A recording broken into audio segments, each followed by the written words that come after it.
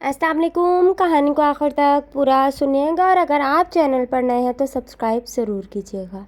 सुबह ही सुबह मियाँ बीवी का खूब झगड़ा हो गया। बेगम साहिबा गज़बनाक होकर बोलीं, बस बहुत कर लिया बर्दाश्त, अब मैं मज़ीद 1 मिनट भी तुम्हारे साथ नहीं रह सकती। मियाँ जी भी तैश में थे। बोले, मैं भी तुम्हारी शक्ल देख देख कर तंग आ चुका हूँ। दफ्तर से वापस आऊँ तो मुझे नज़र ना आना घर में। उठाओ अपना टीन डब्बा और निकलो यहाँ से। मियाँ जी गुस्से में ही दफ्तर चले गए। बेगम साहिबा ने अपनी माँ को फ़ोन किया और बताया कि वो सब कुछ छोड़ छाड़ कर बच्चों समेत मेके वापस आ रही है। अब मज़ीद नहीं रह सकती इस जहन्नुम में। माँ ने कहा, आराम से वहीं बैठ। तेरी बड़ी बहन भी अपने मियाँ से लड़कर आई थी और इसी ज़िद में तलाक लेकर बैठी हुई है। अब तूने वही ड्रामा शुरू कर दिया है।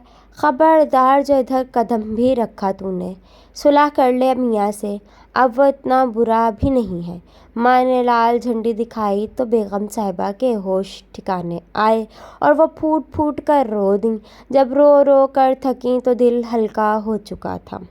मियाँ के साथ लड़ाई का सीन सोचा तो अपनी भी काफ़ी गलतियाँ नज़र आईं।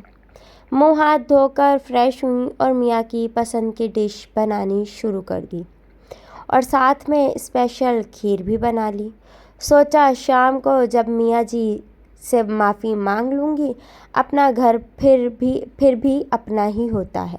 शाम को मियाँ जी घर आए तो बेगम ने उनका अच्छे तरीके से इस्तकबाल किया, जैसे कि सुबह कुछ भी ना हुआ हो। मियाँ जी को भी खुशगवार हैरत हुई। खाना खाने के बाद मियाँ जी जब खीर खा रहे थे तो बोले, बेगम, कभी कभार मैं भी ज़्यादती कर जाता हूँ, तुम दिल पर मत लिया करो। बंदाए बशर हूँ ना, गुस्सा आ ही जाता है। मियाँ जी बेगम के शुक्रगुजार हो रहे थे और बेगम साहिबा दिल ही दिल में अपनी माँ को दुआएं दे रही थी, जिसकी सख्ती ने उसको यू टर्न लेने पर मजबूर किया था, वरना तो जज्बाती फैसले ने घर तबाह कर देना था। सबक, अगर वालिदैन अपनी शादीशुदा औलाद की हर जायज़ और नाजायज़ बात को सपोर्ट करना बंद कर दें तो रिश्ते बच जाते हैं। आज़मा लीजिए। अल्लाह हाफिज़।